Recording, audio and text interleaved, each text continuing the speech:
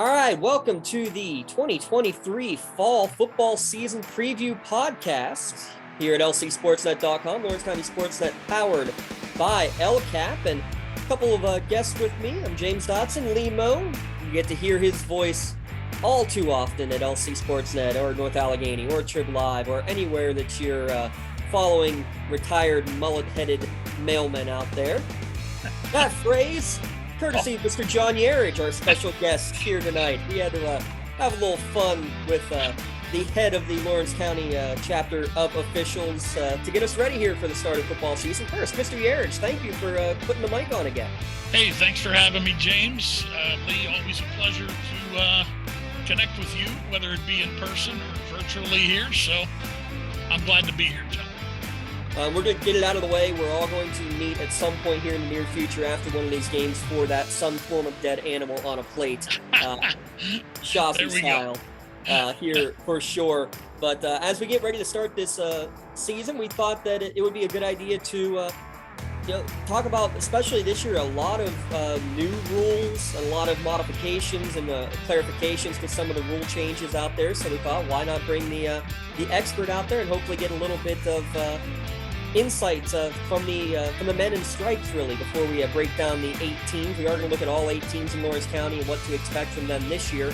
But first, we'll look at the crew that's out there, no matter what game you go to, the men in stripes. So first off, Mr. Yerage, I just want to ask, in general, numbers-wise in the area in terms of officials, how are we looking? We're not in any danger of going to the 5-man of District 10 or the 4-man crews that they're talking about out in what was that, Nevada or New Mexico or something like that. We're not trying to go down to that 4-man crew style, I hope, anytime soon. No, the WPIL this year, actually, we are pretty well set for 6-person officiating crews on all games at all levels. That's a good thing. Numbers are still very low. And we do encourage anyone out there who is interested in becoming an official, just wanting to stay in touch with the game, please investigate. Please get a hold of one of us. If you see us at a game, if you see us on the street, stop and talk to us, and we will gladly help you get involved. And actually, James, the PIAA this year instituted a junior officials program. And I believe the PIA is the only state in the country that is doing such a program right now. This is our pilot season with it. And from what I understand, we did pick up approximately 300 junior officials statewide, 6 here locally in Lawrence County, 6 or 7, I believe. And what the program is the program allows high school students aged 16 and 17 to take the officials exam, get their clearances, and actually officiate games below the 9th grade level. Wow. So 8th and 7th grade games, actually games below the JV level. So 9th grade, 8th grade, 7th grade, and of course, your elementary. So what we're trying to do with these young folks is we are trying to mentor them in to officiating, get them with some veteran officials, and get them onto the football field, the basketball court, the soccer field, the baseball field, the volleyball court, whatever sport they are deciding to get involved in, and get them learning how to officiate and how to work these games. And then once that young person becomes 18, he or she is now eligible to become a full-fledged PIAA official. So they've passed their test, they have their clearances. Once they hit 18, automatically the state is going to make them a full-fledged official. So it's a way for young people to get a jump start, to get involved. And hopefully we will help increase our numbers from that type of a pipeline. Oh, that's awesome. PIAA.org, the best way if you're interested in joining that program. Pardon me, PIAA.org, just as you said. And there will be a very large link on that page that says become an official. And all you do is click that link and it'll take you right through the process. And again, if you're at a game and you see one of us, come and talk to us. And James, there's also a link on the WPIL site for becoming an official also. I believe there is, Lee, correct. Yeah, well, I know Lee's got that Lee's got that link or that speech of his all memorized at this point for when you hear the chirping going on the sidelines. And that's part of the reason why we're doing this today, folks, because a lot of that time, Mr. Yerage, I'm sure you'll be able the first to say it, you hear stuff coming from the fans in the stands, or even from sometimes the coaches or players on the sidelines, and it's not even the correct rule. It's a high school rule that they don't know because they're used to seeing a college or professional game.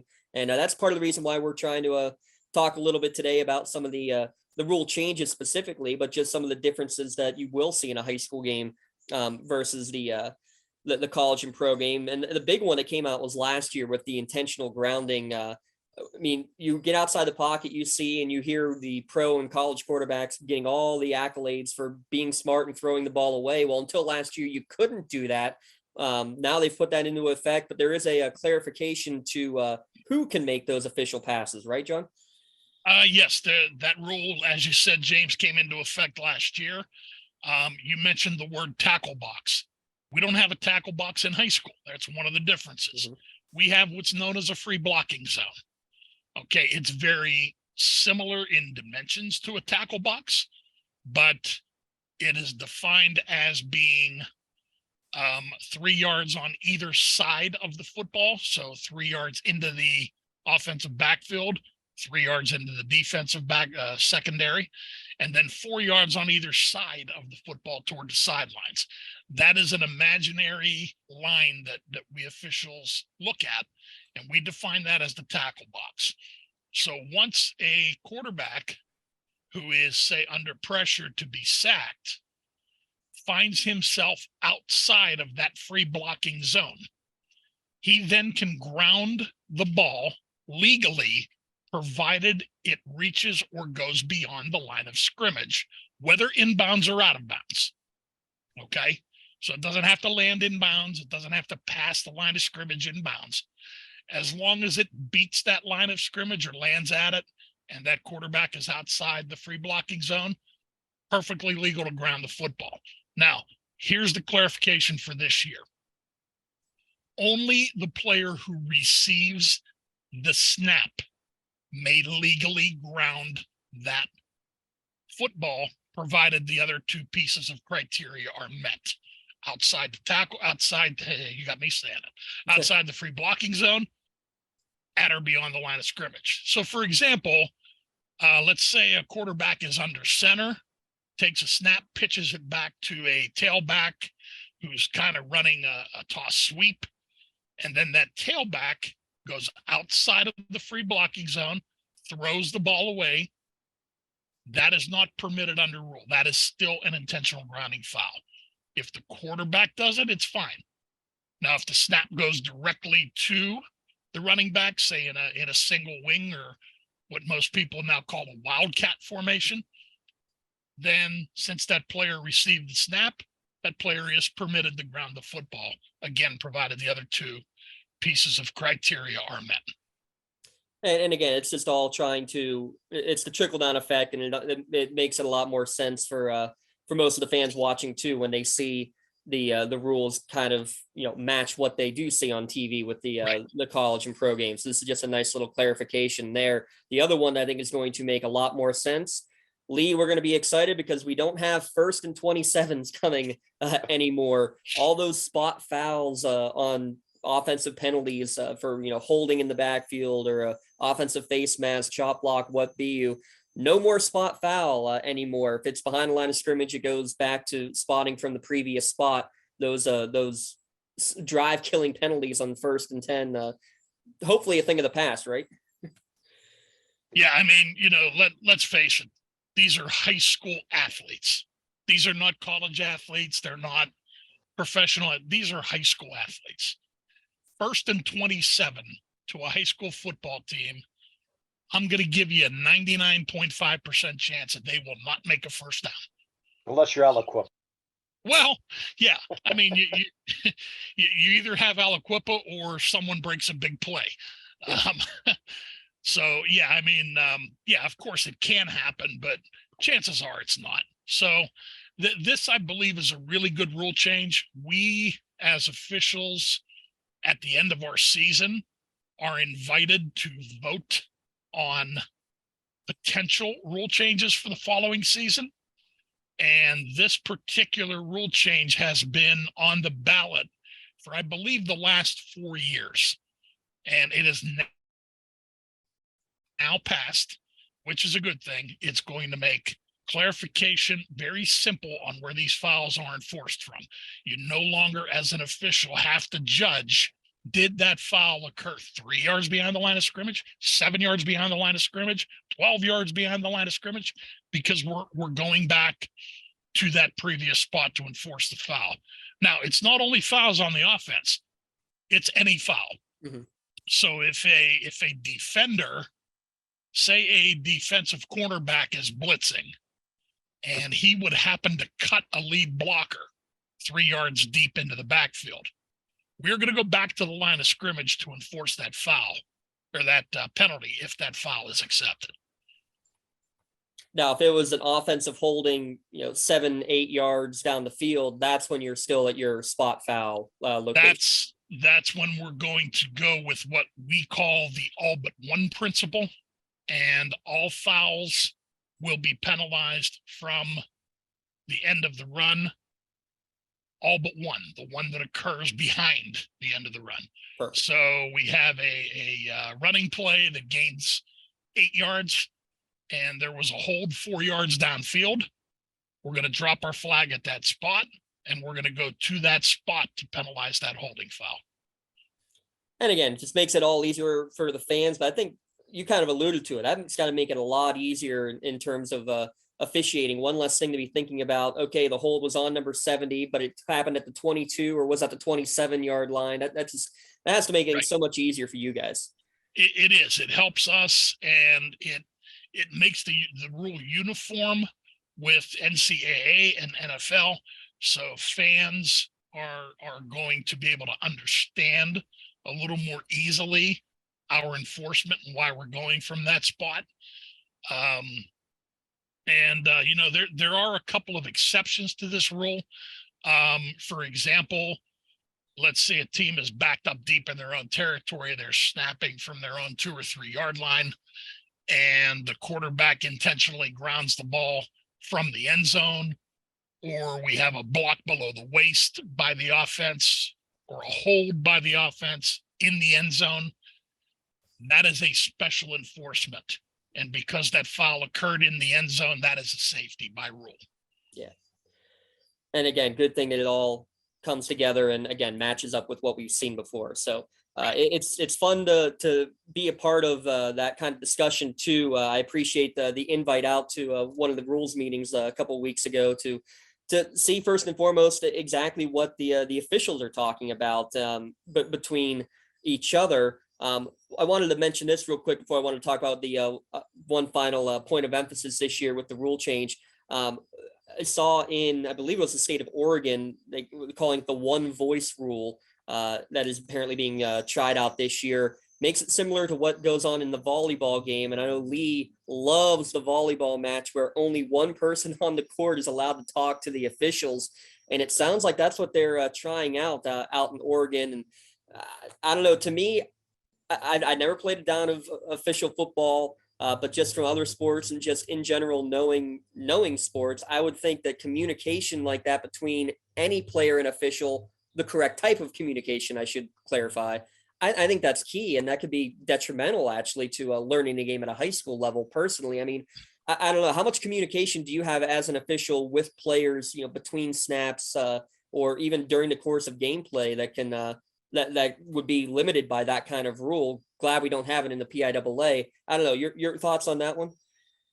Well, I work 2 positions. I work as a referee, which is the guy with the white hat way back behind the quarterback. And I work as an umpire, which is the guy behind the linebackers. And working those two positions are very different from each other because of the interaction with the players. As an umpire, I am right in the middle of every single play. And I have communication, both live ball and dead ball, with numerous players on every play and after every play. One of my mechanics that I use is when a play is over and my line judge or head linesman spots the ball and kills the play, I am immediately talking to those players in the pile. I'm telling them, gentlemen, the play is over. Let's unpile one at a time. Let's not use each other to get up. Let's help each other up. Let's roll away from the pile. I mean, I am constantly chattering to those players. Number one, it lets them know that I am watching what's going on, so it can eliminate a cheap shot or a retaliation or some animosity or whatever. And number two, it just keeps things moving a little more smoother so that I can get the ball and spot it so we're ready to go for the next play. Your question about one voice, I've heard about this. I don't know anyone who has used it. In my opinion, I don't think it's a very good thing at all, because as an official, if I need to talk to a player is starting to get toward the edge where he may draw an unsportsmanlike or a dead ball personal foul, listen, we don't want to throw that flag. That is the last flag in the world that I want to throw. I don't want that kid earning a 15-yard foul because of something that is preventable. And I can prevent that by talking to that player 95% of the time. So if number 21 gets hammered, he's the ball carrier, he gets drilled, and he gets up and he wants to get in the face of number 55, who just put him on the ground pretty hard, I can step in there very quickly. I could say, 21, back off, 55, go to your huddle. I can do those things with my voice. If I'm only allowed to talk to one player, do I need to go find number 7 so I can bring him over there to talk to number 21? No, that's not going to happen. That's not going to happen. So and same thing. You don't want number 7 having to come from his safety position and come to his lineman to say, "Hey, I think 50 is holding me. Can you please watch that?" It just doesn't make any sense. No, if 66 is getting held, he's going to ask me to keep an eye on it. I'm going to say, 66, I got you. I'll watch you this play. And then, if I have a problem with 77 holding him, I'm going to go to 77 and say, "Hey, you're getting real close to a foul. Let's make sure you keep those hands inside the frame of your body. Don't grip them. Don't turn them." Those types of things. And I can say that during a live ball play and talk that player off of the foul. That way we're not throwing that flag. Communication is key, no matter what level of anything. And I think that's a perfect example of it right there, even during the play. Sure. A couple other rule changes, really clarifications. Towels can be any color now. Okay, whatever. There used to be just had to be a team color. Everybody had to be the same. They don't care now.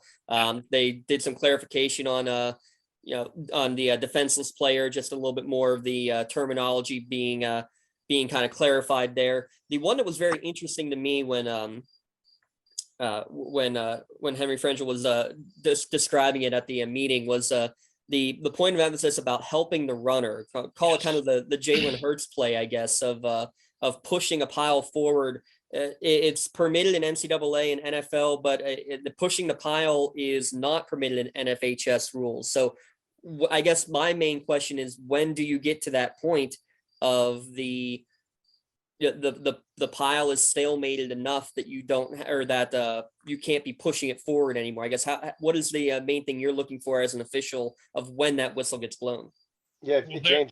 Yeah, if you remember last year, Steel Valley was a very strong with that play. Yes. Doing that. So I'm interested in this rule also. And knowing Ray Brazo, that is not a surprise. I've known Ray for a lot of years, and Ray will use whatever edge he can get. Very good coach, by the way. Very good. Very good coach. pushing the pile is prohibited under NFHS rules. So we use our best judgment. If we believe that that player who is coming behind is attempting to block one of the defenders to help his runner advance, we are going to let him make that block. However, if he is just there to assist that runner and we judge he is doing nothing but pushing that pile, we're going to put a stop to that. And there are only two officials on the field that can make that call. And those are your two gentlemen or ladies that are working the line of scrimmage. So they'll be on the sidelines looking into the football. They are the two that are responsible for forward progress and when a play ends. So those two will need to make that judgment. If they see the runner's legs are stopped and still moving forward, the pile is still moving forward, they're going to shut that play down at that point. If they see that there are people just coming in from behind, big offensive linemen coming in and just driving that pile forward, they're going to shut that play down. It is a safety issue because that running back or that ball carrier whose legs are not moving is very vulnerable to injury at that point. And we do not want to see injuries happen that are unnecessary. We realize it's part of the game. Football is not a contact sport. Football is a collision sport. There is going to be injury. You cannot legislate it all out of the game. However, we do everything we possibly can to prevent injuries from happening. And that is a great example of how an injury can happen unnecessarily. So that'll be a fun adjustment for us to get used to. Again, the same thing. You saw it even last year. Union was a team you saw a lot doing that Jalen Hurts quarterback sneak where you'd have the right fullback or tight end kind of push behind him and coming right behind him. Yep. Yeah. And it's just a official point of emphasis to be watching for that as an official. And we'll see how that plays out. I think the same thing. The first time that there's a rugby scrum going on and all of a sudden the whistle blows, even though the player gets pushed 10 yards more forward, you're going to get those groans from the crowd. We're going to have a lot of fun dealing with that. You're going to get them from the crowd. You're going to get them from the coaches, but we need to enforce the rules as they're written and as they're intended.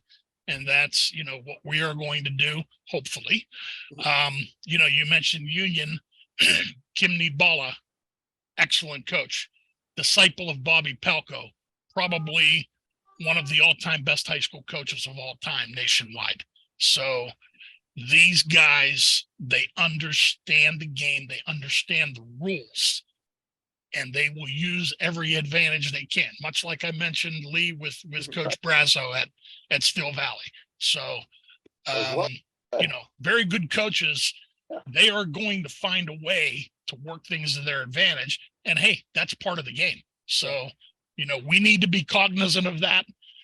And we need to understand how far we're going to let a rule bend before we put a stop to it.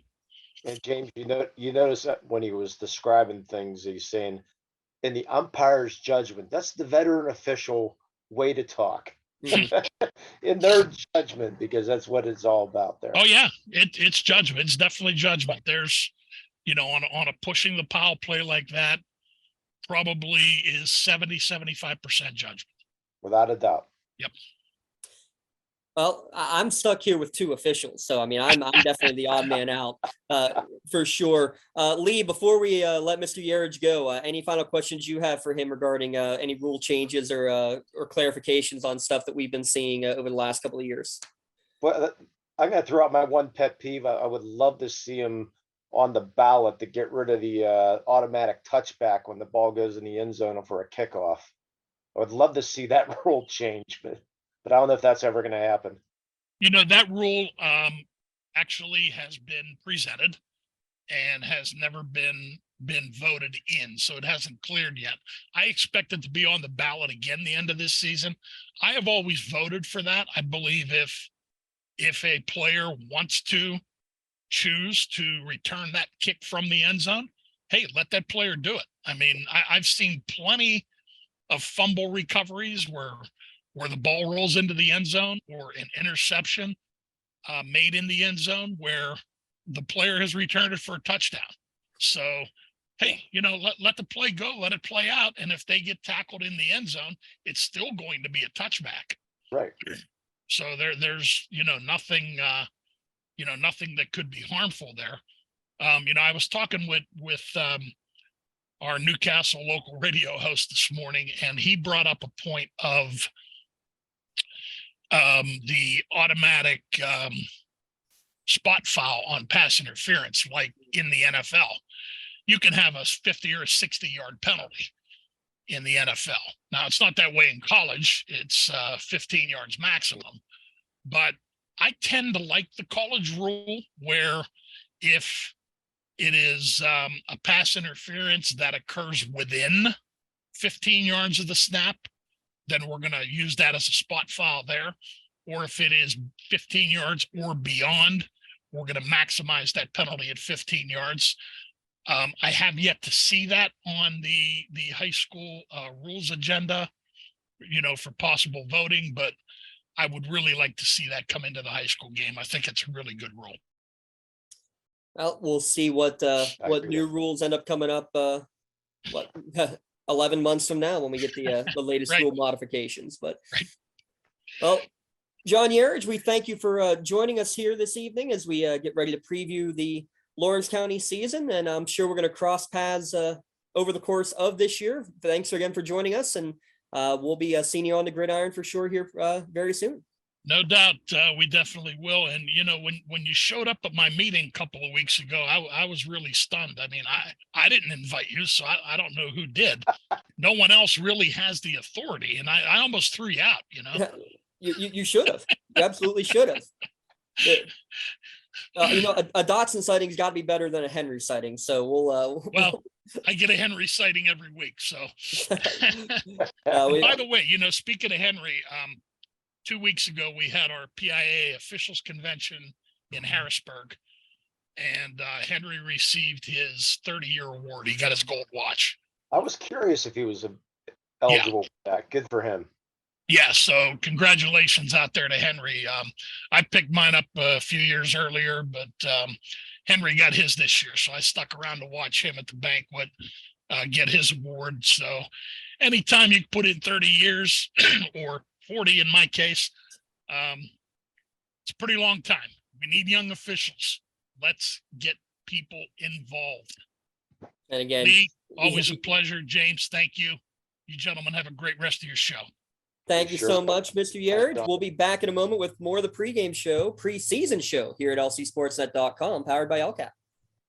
I love what I do because coming in every day is different. How can you not enjoy these kids coming up and hugging you and giving you these great smiles all throughout the day? Seeing the progress that our kids make every single day is one of the reasons I love coming to school. What should we do? We have fun. LCAP Early Learning Centers is hiring. Help empower young minds in Lawrence County and become a superhero today. Apply at lcap.org. Welcome back to the 2023 football preview show as we get ready for the week 0.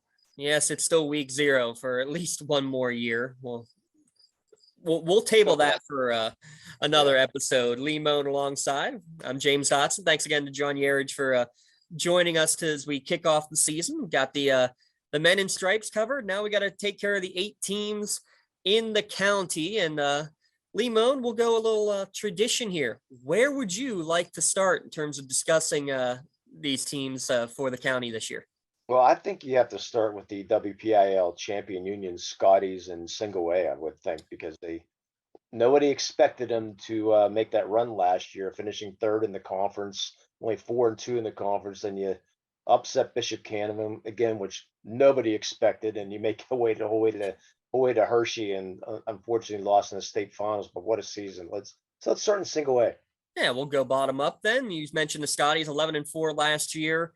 Got the hardware, their first championship since they split it back in 1959. How about this? Union bringing out 32 players to the first day of Camp Lee. A lot of that's incredible, isn't it? Yeah, because I mean, just a few years back, they were having 18 and 19 and having problems having practice. Yeah, there was talk about having to forfeit games. Do they look at doing 8-man football? And now they're one of the front runners to look to be repeating this year. And that's pretty easy to do, Lee, when you have 7 or 8 starters back on offense, including your quarterback, your running back, and your 2 top receivers from last year's team on the outside. Obviously, you got to start with talking about Braylon Thomas. You got the first 1,000 quarterback in program history. He's going to be the straw that stirs the drink, but there's a lot of athletes out there in Union, and Coach Nee has done a good job so far of utilizing that talent. Yeah, Mr. Excitement himself, Braylon Thomas. I mean, he also had 1,400 yards rushing last year, which led the team. So he can do it with his arm, he can do it with his legs. But looks like they might try to go downfield a little bit more because they got a lot of playmakers on the team this year. Dane Jonke was the one who caught the 40-yard bomb at the end of the first half in the state semifinals. Grayson Blakely, how about this? He ended up catching, I think the official number was 8 2-point conversions, but he didn't have an official catch on the year. He didn't have any catches that weren't on conversions. It was a weird fluke stat there. So take a look at him. He actually had like 7 or 8 interceptions too defensively last year. So he's a ball hawk out there. And, obviously you got a Mike Gunn, a big ball hawk as a secondary and as a running back as well. It's 1A football though, Lee. It's going to be, what does that offensive line look like? And they are returning 3 of the starters on that offensive line from a year ago. Can they gel together? That's going to be the big question. That's always the question on that offensive line. If they can create some holes and give Thomas some time, they're going to be a dangerous team for sure. And Bishop Canavan, what I've been looking at, seems to be the preseason number 1 right now, but Union right behind them. How many extra point attempts did Union have last year? At kicking? Yes. Probably none. Maybe one blowout games. You are correct. There were none, but guess what? They were actually practicing point after attempts in their practice that Coach Nee and their staff allowed me to attend this past week. You'll never guess who was attempting them, though. I'll give you a hint. He wasn't on the roster last year. Oh wow, I'm not there. Go ahead. The youngest Stanley, Lucas Stanley, is going to be in the mix. Yeah, how about that? So you had Matt Stanley come back for his senior year. Lucas Stanley working his way back for the first time as a junior. So we'll keep an eye on the Scotties. As a full-time starter, that's going to only benefit us. And at the end of the day, I mean, it's a different team each year. It's different. So we'll just have to, like I said, take it week by week and see what happens. But it's nice to have those guys that played a lot of football last year. Yeah, Jamel's a good player. I mean, he was a sophomore last year, so he's only gotten bigger and stronger. And we expect big things from him. Hey, at the end of the day, he's got to play hard every play, and I think he understands that, and that's will only make him better and the team better. Yeah, I think at the end of the day is we got to be able to play fast, and we got to be able to play fundamentally smart football. I mean, so if we do those 2 things, then that's all you can ask. You got to play fast, you got to play fundamentally smart, you got to play hard. Just filling the holes that our seniors left because they were a major key of our championship run last year. We're deep and we can just rotate and we're going to stay fresh and hopefully be good. Mentioned they were third in the conference league last year. They conference champions were the Laurel Spartans. They were undefeated in conference play. Their only losses came in double overtime to Neshannock back in week 1 last year, and then in the quarterfinals rematch to Union. They're basically the opposite, Lee, of Union in terms of returning players. They had 14 seniors graduate last year, only 1 returning starter, only 3 returning seniors. The 1 returning starter is Keegan O'Brien on the offensive line. The one thing, though, is that they may have the biggest offensive line in probably 1A and 2A football. They're young, they're inexperienced, they're raw, but if you have a big offensive line in 1A football, you can do some things, right? Yeah, well, we saw some schools do that. I mean, when Aliquippa played, I mean, look at the size of their line. That they, they're such a small school, even though they do play 4A football, but still, when you have that kind of size, if they can get it together, they're gonna need to get it together because I mean they got 2 quarterbacks. I mean, battling for time right now. They lost a lot Their running back and Landon Smith last year, he ran for 1,700 yards, and their quarterbacks, a lot of offense there, so their line's going to have to gel early. Ben Hennon, when he was spelling Landon Smith last year, he showed some flashes, and basically that's what it was. Landon Smith showed flashes when he was backing up Luke McCoy.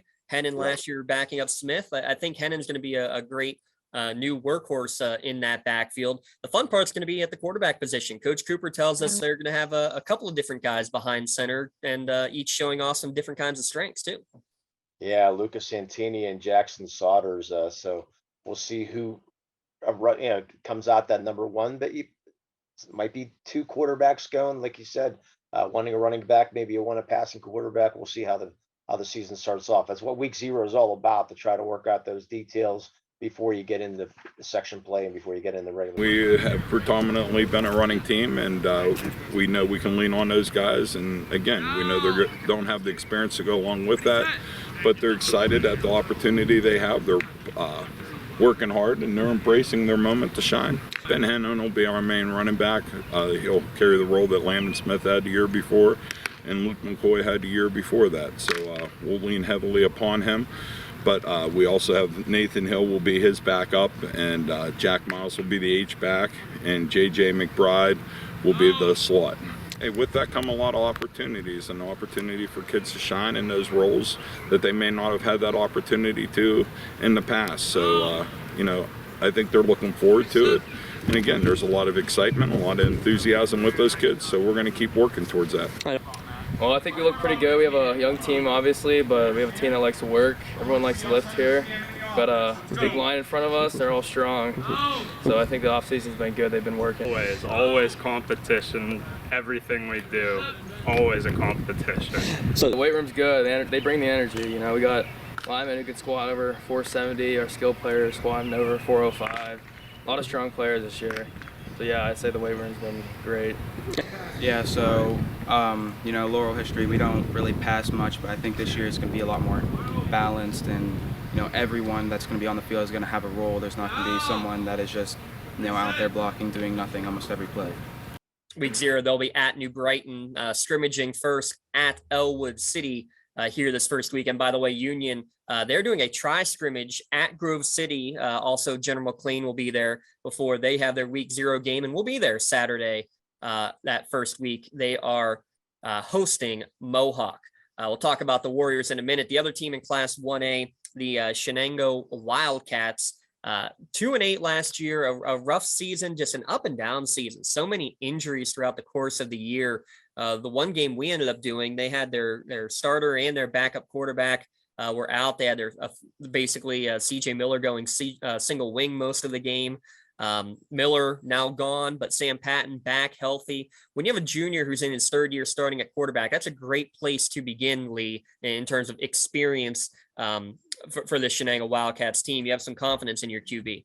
Yeah, and one thing about Shenango, even though they were down so much, those kids fought and fought and fought, and they were in games last year.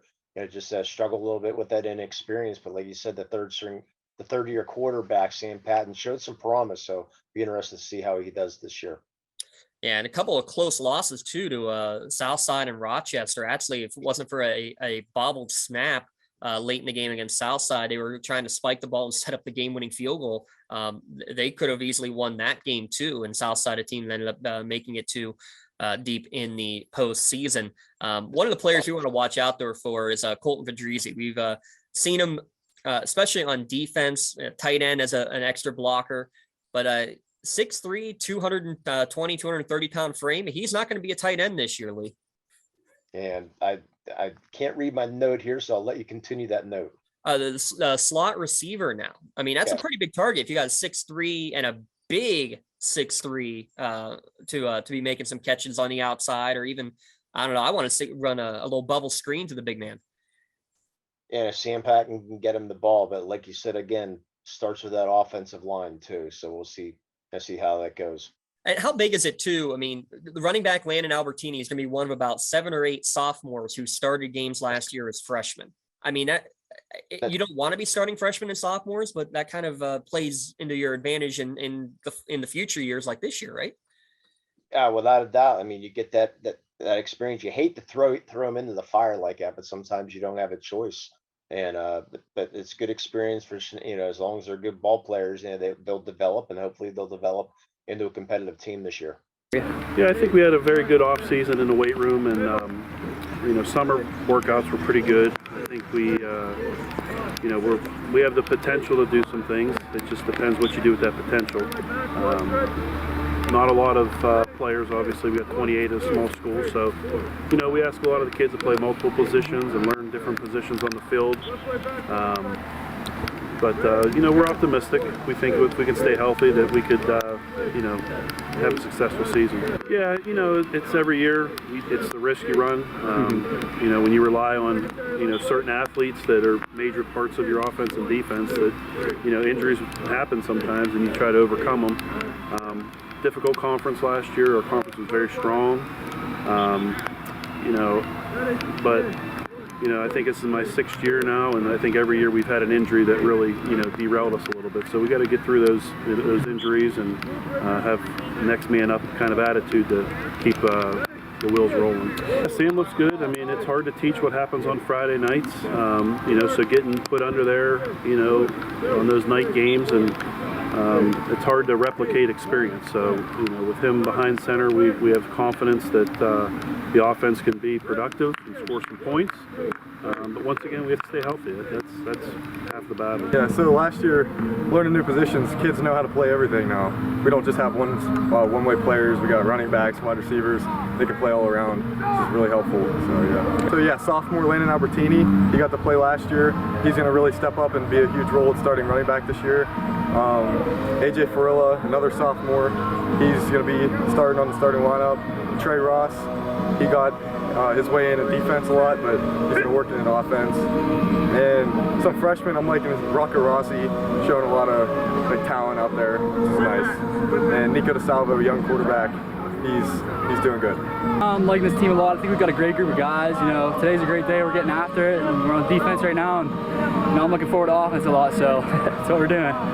With injuries, we have to deal with that. So a lot of guys get a lot of reps everywhere. So we're confident with all of our positions with a lot of guys. So probably my favorite is Colton Dreezy. He's a big guy. He's a senior. I'm loving him a lot. I got a couple sophomores. AJ, Farilla, Trey Ross, and also Landon Albertini. They're a good group of guys, and I can't wait for the season. They scrimmage at Mohawk, and then on week 0, we'll be traveling to Our Lady of the Sacred Heart. We think Rochester is going to be strong again in this Big 7 conference. We know Southside returns almost everybody. They're going to be really good as well.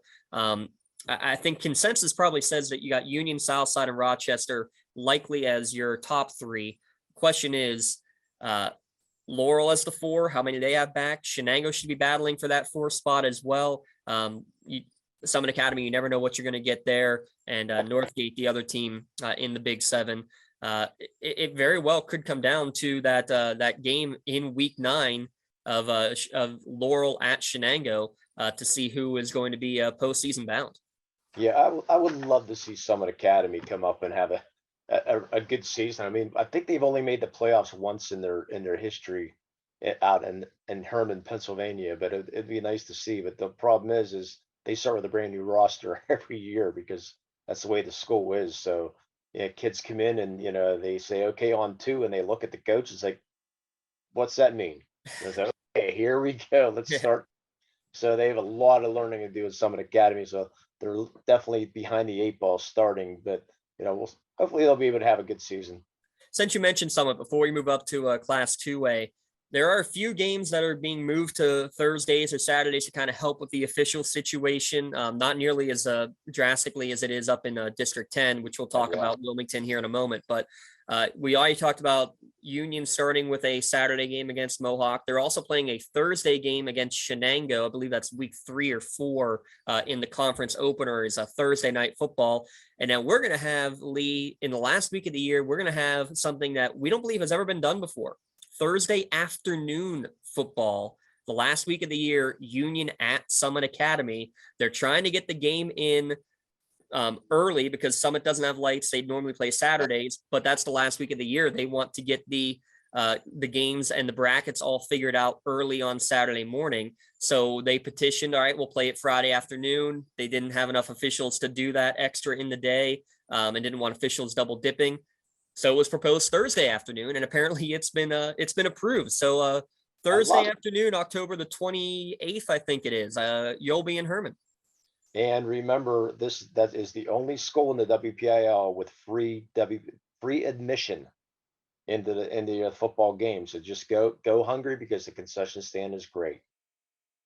You heard it right there. And if anything, Lee knows food on these on these trips, both at home and away. One of the great places that we'll be visiting in week 1 has some good food up in Wilmington as well. A rough year for the Hounds last year. Finished at 3-7. They lost in the opening round of the playoffs in a very close, tight game. It is very much, though, uncharted waters for Wilmington. Only 31 players right now in camp. Definitely the lowest numbers that they've seen in at least a decade. Coach Fillion seems pretty confident, though, with the ones he has, because kind of like Shenango, Lee, they have a lot of players back who played as underclassmen last year and have only gotten bigger and better. Yeah, it's unusual, like you said, to see Wilmington at 3-7. Usually you're seeing that 8-0, 9-1 conference titles, going into the state playoffs. And you're going to have goes through cycles at times. And unfortunately for Wilmington, that rough year, but they lost their quarterback too. So we've got a new quarterback coming in. We'll see how they're going to be adapt to that system. Of course, Wilmington likes that wing T offense. So we'll see how the quarterback adjusts to that. Yeah. Wing T.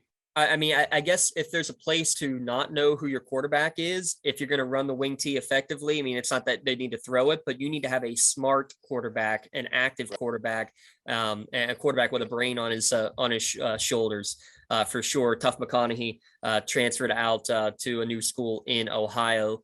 So don't know who that new quarterback is yet.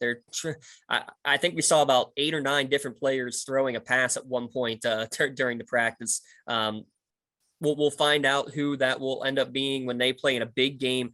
They start week 0 with a conference game against Sharpsville, and we will be there for that. And I think the big part that's going to play dividends with the rushing attack as you're breaking in this new quarterback, whoever he may be. You have a lot of experience in the trenches, Rocky Serafino especially, but how about you got 3 senior captains, the 3 leading rushers from last year, all back for their senior year, working in different places in the backfield. I think that's got to be crucial when you have the wing T offense. You got to trust everybody, and they have people that they have trusted already. Yeah, without a doubt. So it's nice to have those people that they can rely, especially that wing T, James. You can be able to hang on the ball and get those tough yards. Yeah, Buddha Book was the leading receiver, but also the number 3 rusher. Ty Mikulin, a few touchdowns. Ben Miller led the team with 10 total.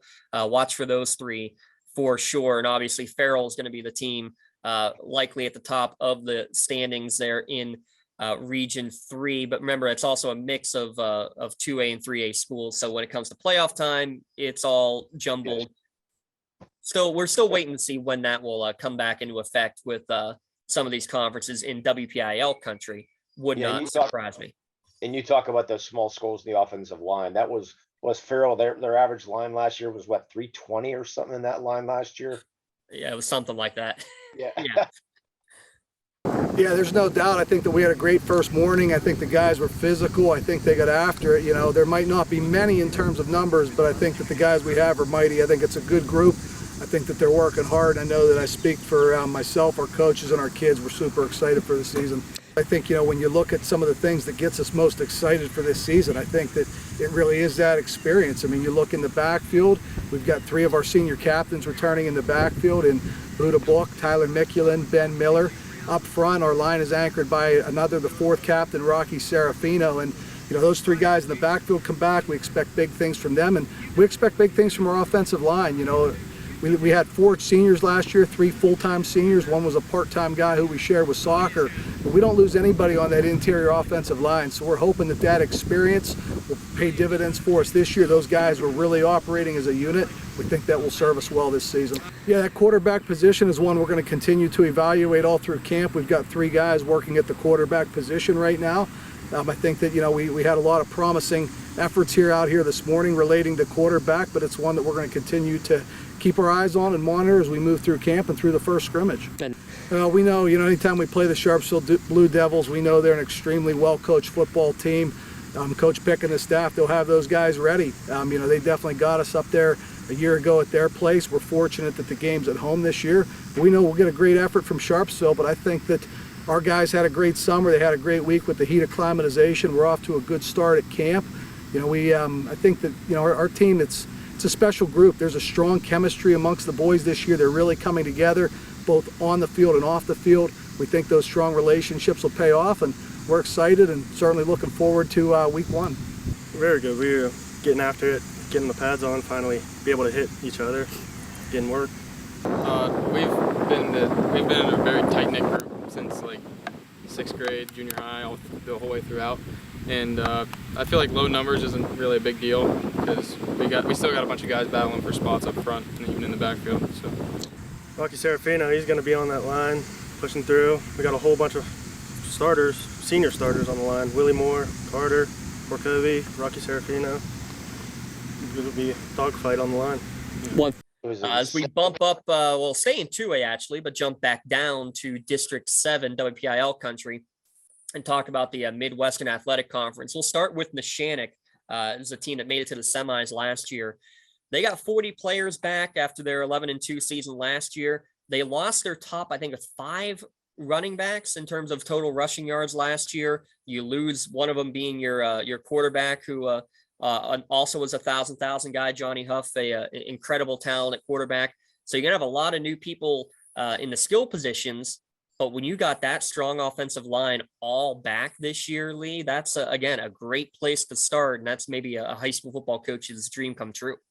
Yeah, Coach Mazzocco is going to be loving that for sure. It's like you can protect the quarterback a lot. Just hey, let's hand it off. If you hit the offensive line, I'm a firm believer. There's a lot of good running backs in it, or maybe not talented running backs, but if you have running back can open up offensive lines can open up a hole. Running back going to find it. No matter if you're 4.4s or 4.8s, they're going to find that hole. They're going to get you yards, without a doubt. Yeah, it was a good first day of camp. Very energetic. We had a great morning workout offensively. Got everything accomplished that we wanted to, and moved into the defensive side this afternoon and had some good work there as well. As far as summer goes, we had an excellent summer, great attendance, and pretty much had everything installed. So right now we're just trying to sharpen everything up and get ready for the season at this point. Obviously, we have a veteran offensive line coming back, lost a lot of skilled guys, so early on in the season we're going to have to lean on these big guys to carry us through until the younger guys catch their flow with us. So, and we're just hoping it won't be too long, but the offensive line's put a lot of work in, and they're ready to go on both sides of the ball, actually. Yeah, we have Gino Mazzocco has had a good summer. He's progressively continued to get better and better. Very, very attentive to detail, along with Lucas Mininock and some reps there for Dom Cabellas as well. So we got 3 guys working there. They're both putting a lot of time and effort into it, so we're very confident with those guys moving forward. Yeah, well, that's part of high school football. They graduate, you got to replace them, and that's our job as coaches to develop these guys at young ages, so when it is their turn, they're ready to go. We got Patrick Argero here, who you're going to talk to in a second. He'll be carrying a big load for us at running back, along with Anthony Aiken. They've been working hard all summer. They're ready to go. Anthony Bonner's also getting some reps there at running back. So we feel we got some guys that can carry the football and pick up that load where we left off last year. Well, I'm feeling great. It's great being out here with everyone and just ready for the season. I just feel like I was just ready to hit people, and that's the name of the game. So. Coach Mo is somebody who believes in an old school kind of offense, just shoving the ball down your throat. So, that's what we all enjoy. All 5 of us on the offensive line. So, Pat, what's it like running behind these Hogs? Oh, it's great. I barely get touched. It's great running behind Jackson Ponzi for sure with his his big body. Oh, it's great. You know, I mean, we lost some linebackers this year, but you know, Ashton Allison and Braden Montgomery are stepping up, so I think we'll be all right over there. I'm very confident in our defense. We have 3 out of our 4 defensive linemen back and then our whole secondary, so I feel like we should be like a lockdown type of team. So definitely Gino and Ashton for sure. They're 2 sophomores coming up and two hard kids ready to play some football. Another guy I feel like can make a difference for us is Dante Canciello on the line. He's been working really hard in the weight room and out here. So you know, I feel like our mental toughness. I feel like, I mean, we have a lot of guys who played a lot last year. So I mean, when it's the fourth quarter, I feel like just all of our veterans and guys who have been in that situation before should be able to. I mean, we should be able to hang on to games late, so that will help us a lot, yeah, for sure. Being conditioned in the fourth quarter, being ready to drop the ball down and making plays all over the field, for sure. Likely going to see Gino Mazzacco, the sophomore quarterback. Saw him a little bit last year, and he did a good job from what we saw in gameplay last year. Pat Argero and Anthony Aiken likely will be the top running backs, at least to begin the year. But again, listen to the offensive line names of Schaefer, Mazzacco, and Ponziani. I think will be the names you'll be talking about if Neshannock is to have a successful year for sure. They are scrimmaging Sharpsville in the coming days, and then they will be also a Saturday game, week 0 at Sharon. Forgot to mention the scrimmage for Meadville is who Wilmington will host in their scrimmage. One of the other teams in Class 2A that we're going to keep our eye on. Oh, go ahead, Lee. Yeah, real quick, the best name in probably Western PA football at Sharon High School, good old Mr. Ham. No, we're not talking about the civics teacher at Neshannock High School who runs sticks at Neshannock High School. No, literally, Mr. Ham will be on the field playing for the Sharon Tigers. I saw a quick article on that, and they were asking him about how he got his name Mr. and they said his mother wanted him to wanted people to respect him as he respects his mother and respects. They wanted people to respect him, so she named him Mr. So.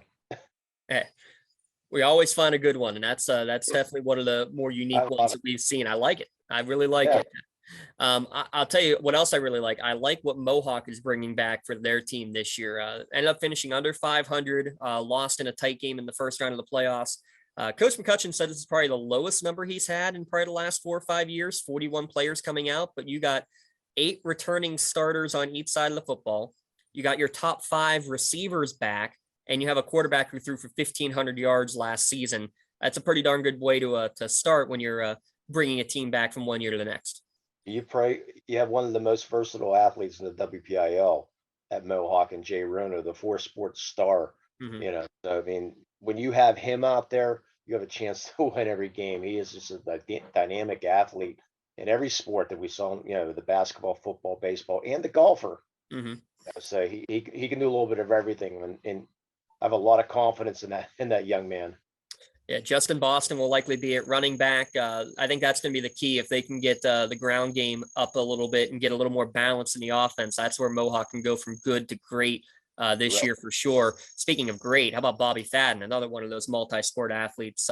He actually set a single game receiving record as a freshman last year with, I think it was 11 receptions in the season finale. He's only going to go up. Sophomore Joey Nail looked really good in practice. Dante Retort, a senior leader. This Mohawk team has the potential to be really special this year. Yeah, they sure do. If they can stay healthy, they've had some problems with injuries and other things up there at Mohawk. But you know, hopefully everything can gel this year, and they can see what Mohawk football is all about. They also have a cheat code and a kicker in Josh Wilkins, the automatic touchback, as you alluded to earlier, and. I mean, he's almost automatic from 40 in, so that's definitely a nice little weapon to have too. That's a big weapon to have in high school football. I mean, you know, you can throw him out there 50 yards and have a realistic chance of getting 3 points. We do have a good core. We lost the co-lineman of the year, so replacing him is going to be tough. Had some good, some guys that we're going to need to replace him have good off seasons, and so far so good, but this is the first day in pads, so we'll see where they're at. Yeah, it's nice when you have that foundation of experience, when the terminology they're familiar with, it certainly makes it a little easier as a starting point. So yeah, it's a little easier to grow from there as well. But so it's been a good summer so far. We'll see. That's certainly a nice weapon to have. You know, we have two guys that can kick the ball. Obviously, Josh has had a good last 2 years, and you know, he's only improved. He works his craft quite a bit, and it shows. So as much as we hope to punch it in the end zone, it's certainly nice when you get inside a certain area and you're pretty confident he can put in 3. So it's definitely a weapon. We got a lot of competition going on between a lot of guys. We got a lot of players this year who have a lot of potential. So we got a lot of fights, which keeps practice up beat, keeps it going. So that's how this morning went. I feel like our defense looked pretty well this morning. We got a lot of people battling for spots back there, a lot of competition, real physical dudes. We're gonna be ready to go. Jay Rona, I mean, we all know Jay Rona, 4-sport athlete, good and all. He's like a really good quarterback back there. And dudes in Bobby Fadden, Blake Logan, our backfield's well. Got people fighting for spots everywhere. So we are four of our 5 starting linemen are all seniors. We are coming back with the same line, a little bit of a change up in positions maybe, but same line as we had last year. We are strong. We work together very well. I mean, we are a group of guys who've been together for 5-6 years, you know. So we've been playing for a long time together. We know how we work. We're very talkative. I mean, our communication skills are so much better this year. It's been such a leap. So we got strong. We're a strong line, and we're gonna be able to move some guys this year for sure. Yeah, I think our key to our success is for sure our just hard work. You know, we've been through a lot in the past couple of years, a lot of change. So we're a hardworking team. We're bonded. We're closer than ever, and I think we're super cohesive. A lot of old guys. That's a good thing for us.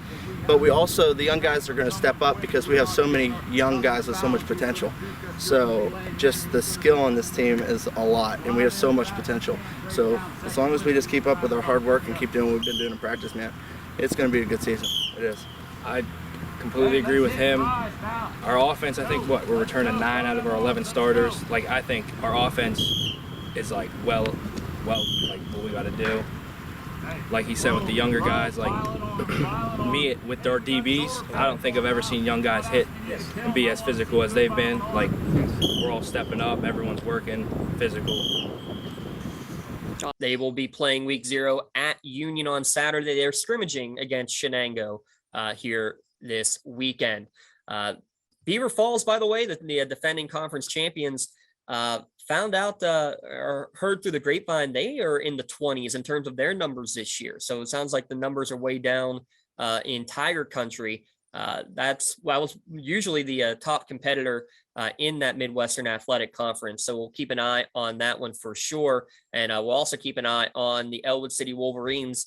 25-game losing streak is a thing of the past. Ended up finishing 2-8 last year. Honestly, though, you saw them in probably their best game of the year. They lost to Neshannock by, I think, 30 in the end. But everybody in Ellwood City Country talked about how that game near the end of the year, by far the best they had played. The scoreline didn't really reflect how well they played. And that junior class, 15 or 16 of them in that junior class, that a lot of them started as freshmen and then as sophomores, now starting again as juniors. Coach Bradley in his second year has a lot to look forward to. Coach Bradley has turned around a lot of 2 or 3 different programs already. Now he's working on Ellwood City, and it's got him heading in the right direction. I love what Coach Bradley has done so far. And they said played a lot of youngsters, but this is the year now. We'll see how those youngsters adjust to WPL football. And nearly 50 players out for the team as well, which is also a positive look for the Wolverines. Elijah Palmer McCain was the workhorse back, over 1,000 yards rushing for the sophomore, now a junior, and he had more touchdowns than the rest of the team combined. I think same thing. If you can get a little more balance, maybe limit the turnovers a little bit in the passing game, that Ellwood City team can take the step to be right there on the edge of potential playoff contention. Yeah, so I think when we call Ellwood City football, we're just going to say PM. Forget about the Palmer McCain, the PM back, So. Well, you're going to be calling them a lot from Helling Stadium. How about that? There of 10 games this year, 8 of them will be at home. Wow, unheard of. How'd Well, that happen? so because of the renovations last year when they put the turf in, it didn't get done in time. So they had a lot of teams that basically flip-flopped, including Carlinton is one of them that was supposed to be home last year, got flip-flopped. Western Beaver game got swapped. That's a conference game that's now back at home. So the first 7 weeks of the year will all be home games for the Ellwood City Wolverines. Gotta love it. Okay. It did some great renovations down there too. So kudos to Ellwood City. Yeah, that turf looks beautiful down there at Helling Stadium. We'll be down there week 1 for sure. Week 0, they take on Brentwood. They are scrimmaging against the Laurel Spartans to kick off their season. So far, so good. Good energy today, flying around, spirited practice. Got after a little bit defensively. Offensively, struggled a little bit throwing the ball with the elements, but all in all, it was a good day. Physicality where you'd like it to be for your first day of practice? You always like to be a little tougher, a little stronger, but first one was pretty good. He benefited. He is talented, but he benefited from having a good offensive line. Our passing game needs to get better, but 5 guys up front, 6 guys up front really lead the way. Offensively, and a lot of guys play defense too. So it all starts up front, and as long as those guys give Elijah an opportunity, he's going to make good things happen. Yes, we graduated a small group last year. 2 guys were 4-year guys in the program. So we returned 10 guys on each side of the ball, and having that continuity definitely helps. Michael Walters, big receiver, 6'5", about 210, nice catch radius, really developing as a football player, kind of raw last year, but growing every day in ability and knowledge of the game. Daylon Curry is nice little electric player, slot guy who has good ball skills, really gets after it. Gavin Partridge, another solid guy, looking to contribute both sides of the ball as well.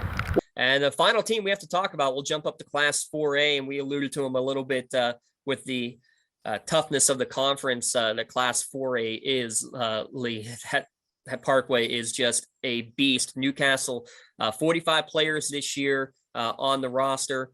They were 1-9 last year. They won their week 0 game, unable to get a victory the rest of the year, but kind of similar to what we talked about with Shenango, with Mohawk, with Wilmington, and with Ellwood City. Teams that had to play youngsters early that have now got a year of experience under their belt. This is a team that believes that they can compete and that they can win. And you got a good coach. I mean, a very experienced coach, and Coach Stacy Robinson. I mean, did a lot of good things at Union for 25 years or 26 years, I believe it was. And jumping over to Newcastle, struggled a little bit, but got a system in place. He's got a very dynamic cornerback in Kyrell Harris. I mean, so he can do a lot of things. We saw him on the basketball court. A very, very good athlete is Kyrell. So hopefully he can be able to get that offense going up in Newcastle. Yeah, only one 4-year letter winner on this team is the running back Malik Jefferson. He's the leading rusher from last year as well. So, they're going to rely on him. And they got a pretty solid looking line, especially with their center, Marcos Diaz. 335 pounds is what he's listed. I think that might be slacking a little bit, but he's got the quickest feet of any of the linemen on that Newcastle team as well. He was fun to watch last year as a sophomore. I'm excited to see what he can do again this year for sure. And again, anything they do this year is moving upward. It is a brutal conference when you got to play against the Aliquippas of the world and the Montours, and the Char Valley is probably the most winnable game that they have in the conference schedule. But any given day, anything's possible. And again, they played in a lot of games where they were competing, at least for time. Even a game against Armstrong, that talented Armstrong team last year, for about 2.5 quarters, that was a dead even game. And then the floodgates kind of opened up on them when Olsen got things figured out last year. But that they can compete. That's all you can ask for. And again, keep growing with a young team that only has a few seniors on it. Yeah, and hopefully they can compete early and stay in games, because that builds your confidence. And then hey, maybe we definitely can do this. And then Coach Robinson can continue to work his magic and hopefully get Kane football back into the playoffs. Well, in the off season, we've been working hard at it since about January in the weight room, trying to get stronger and faster and better. This morning, you know, with the way practices and training has gone now, it's almost a year-round job. So we were in shoulder pads and helmets last week, but this week you get to go in full gear. So naturally, things picked up a little bit, the intensity, but with our numbers, and I think it's from here to the NFL, you got to be smart how you practice. You can't afford to lose anybody. So I think we got some good work in. I don't have to be the spokesperson for the conference. Everybody knows how good it is from top to bottom. Good coaches, good programs. But we sure hope we're going to be a better team than we were last year. The kids are determined, and we just got to stay focused and keep the main thing the main thing. You know, it's interesting talking to Malik. You know, at a school this size, he's the only four-year senior we have. I think when the COVID hit, it affected every school district, but for some reason it must have affected Newcastle even in more drastic ways. But you know, we got a few more seniors to come out with them. They're a talented group, and the good thing is they're all leaders and they're coachable kids. So we're counting on Malik and the rest of his seniors to show us how to get it done this year. Yes, Cairo, you know, he had a lot of pressure on him last year. Sophomore throwing in there was a makeshift line week to week with all the injuries and things that were going on, but he kept his head high. He's worked hard in the off season, and he's determined to show the type of football player that he is. We started off slow, but we got the hang of it. You know, it was first day things. It's our first day. It's exciting. First day of hitting. We're doing good. Yeah, we just put that behind us and get ready for the season. A lot of people don't know, like, we had a lot going on last year, but we put that behind us and work on getting better this year. Only looking forward, man. I was kind of happy all young guys got in last year because that means they're already a year ahead of all other underclassmen around OPU, so they know more. That's a whole other year under their belt, so we just got more experience. Yeah, we got that experience, so they're coming back. They already know what they're in for, so they know what to expect. Our line's young, but last year they got to get a head start, so they're doing real good. I'm getting a lot of time right now during camp. The first day I got a lot of time today. You know, last year I didn't get that much time, but a lot of time today. Yeah, we got Jaden Kirkwood leading it, Marcos Diaz, and our tackle who's back, Jaden Kirkwood. He got hurt first game and had to hit the season out. But he's back. He's a young guy. But I think we're pretty solid this year. Yeah, the line's looking pretty good. I'm excited. Watch out for Jaden Kirkwood, Carleo Lowe. Yeah. It's a lot. It's a lot for real. It's hard to say just one name, but yeah, there's a lot of good guys on the team. If I had to name one person who improved the whole summer, Jaden Kirkwood. Yeah, for sure. He lost a lot of weight, cut down. He got real. I don't think he lost the weight. He got real buff. Yeah, we watched out for him. They're scrimmaging at Sharon, and then we will see them week 0 at Taggart Stadium against University Prep. Now, the schedule says USO. That's officially University Prep, SciTech, and Obama Academy. They combine together out of the City League to make the football squad known as USO. Just University Prep, essentially, is who that will be before they get into their brutal conference schedule. Lee, we did it. We made it through the 8 teams in Lawrence County. Looking forward to it. It's we say this every year, but it's really hard to believe. You know, next Friday we're going to be in a press box somewhere, and next Saturday in a press box somewhere, starting high school football and starting the fall. Of course, fall sports has already started with the golf season in full swing already. So we're about to get ready to get busy, which we like. We are, and it's a fun time of year. This means that we're right back in the swing of things, and we have one last piece of business to take care of regarding the previous season. The voting has ended for the 2022-23 Melee Chiropractic Play of the Year. We had 16 plays that were put into a bracket style, all fan voting. The final 4 had Jenna Gleese's volleyball dig defeating Braylon Thomas's touchdown run in the WPL semifinals for Union. And we had on the other side, Dom Cubella's walk-off double in the 10th inning, defeating Matt Stanley's record-breaking three-pointer that broke the school's all-time record. So you got Neshannock against Neshannock. And how about this, Lee? It's 2 of the secondary sports. It's volleyball and baseball. It's not the big ones of basketball and football that make it to the championship. Of course, that volleyball play was up for a national play of the year also. It was. Now, the question is, did it win the fan vote for the Melee Chiropractic Play of the Year? So if you're announcing it, yes, my guess, if you're announcing it now, my guess would be yes, it should. In my humble opinion, anyways. We'll see what the votes say. And the winner is Dom Cubelis of Neshannock in a very tight vote. Incredible. Wow. The Dom Cubelis with a walk-off in the playoffs, the significance of that game, I think, was enough to just drive it over the top. And it was a tight vote all around. And you mentioned it, Jen is still up for a national play of the year, and rightfully so. But wanted to give a big shout out.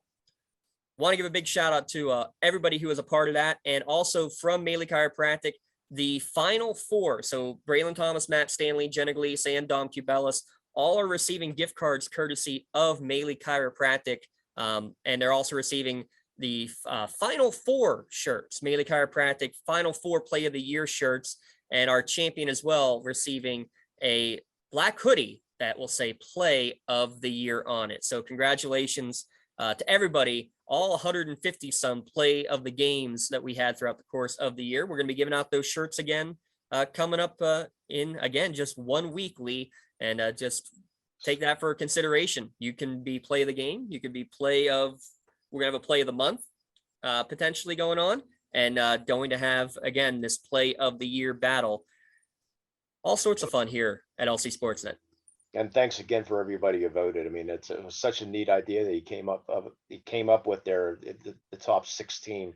We had problems, coming up with 16, is like, because 17 and 18, you have to leave out what are the top 16, but you eventually have to cut some great plays out, unfortunately. But, coming up with that, and the fans did a great job of voting. We appreciate them. Over 3,000 total votes, actually, for this championship round. So big thanks to them. Thanks again to John Yerage for joining us. We'll see him not wearing the white cap for most of the games this year. We'll be back at the umpire positions he talked about.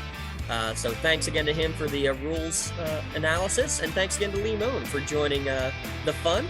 We'll see you on Friday at Taggart Stadium for the kickoff of the season there, Lee. Cannot wait. Looking forward to seeing Newcastle and University Prep and getting the season started.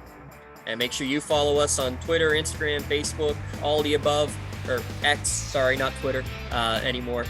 Make sure you follow us on all the platforms for all of your updates, including the schedules and where we will be throughout the year, because we also have a early soccer game that we'll be taking care of. So make sure you follow that schedule as well. All throughout the year, lcsportsnet.com. Thanks for tuning in for the pre-season podcast here on the Lawrence